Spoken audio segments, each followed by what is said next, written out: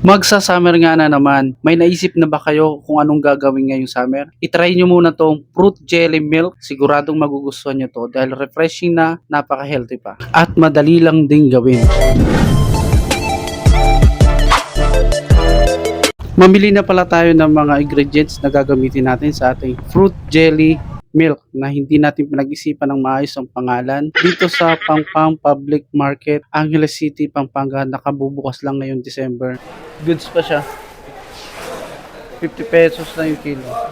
Pero hindi pa lahat ng store dito or unit nag-ooperate na. So, rini-repair pa lang. So, ayan, bibili na tayo ng mangga. Ayan, si ate, napagaya din sa akin ng amoy-amoy ng mangga. Bibili rin tayo ng papaya na 50 pesos lang ang kilo. Tapos, dinagdagan pa ni ate ng kalahating papaya. Sana So, all. napakabait. Thank you, ate. Idagdag din natin ng grapes na seedless. 60 pesos lang, 1/4. Medyo may kamahalan ng grapes ngayon dahil magbabagong taon.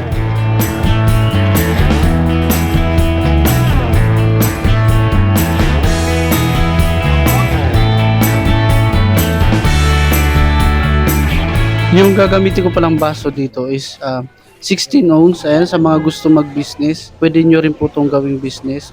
Ilalagay ko na lang yung costing dito sa comment section or i-message nyo. Bumili na rin pala ako ng Don Frank na powder gulaman dahil mas nakakatipid po yun. Sarap. Maglagay tayo ng tubig na 1 liter. Tapos yung gamit natin pang takal dito sa powder gulaman is 1/4 cup.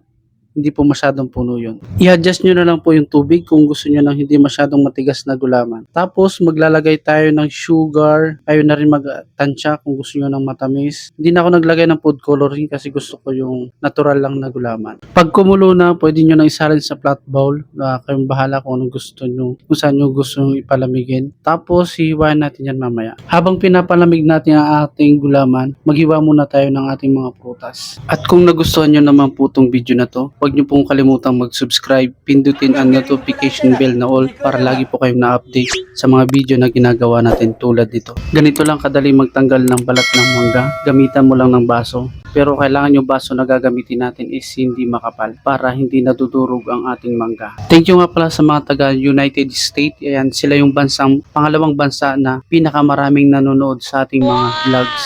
Ito pala ang ating complete recipe. Meron tayong banana, mango, apple, grapes, melon, tsaka papaya. Tsaka kung gusto nyo naman po pang business, piliin nyo na lang po yung mga prutas na medyo mura lang para hindi po tayo masyadong mataas ang puhunan. Tsaka sa magbebenta, kung gusto nyo ibenta, kung magkano yung 16 ounce, pwede nyo po siyang ibenta ng 75 or 80. Sulit naman sa 75 pesos dahil masarap na, healthy pa, tsaka fresh fruit pa yung gamit natin. Tapos creamy pa dahil magatas na. Basta yung gagawin nyo lang is sa 2 kilong prutas, 2 ibap, tapos 1 can na condensed. Tapos mag-add na lang kayo ng sugar kapag hindi masyadong matamis. Yung gamit ko palang papaya dito is overhype na po siya, yung medyo malambot na talaga para mas malasa po yung papaya. Dahil kapag medyo matigas-tigas pa, hindi po siya malasa. Hindi mo malalasa ang papaya.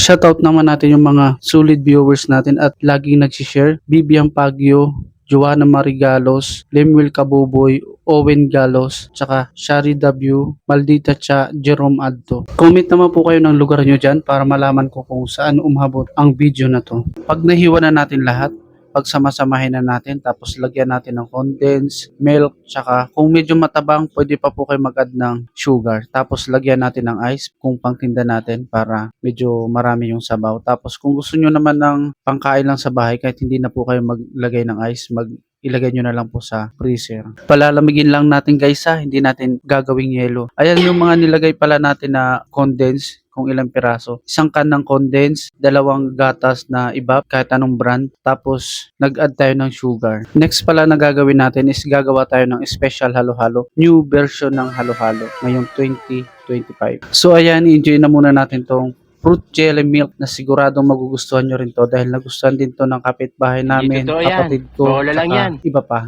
Tsaka yung mga bata nagustuhan din. So, see you next week pag hindi ako busy. Start recording.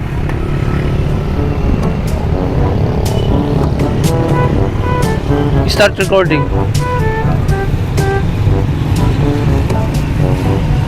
Ay, sus, gumagana rin pala.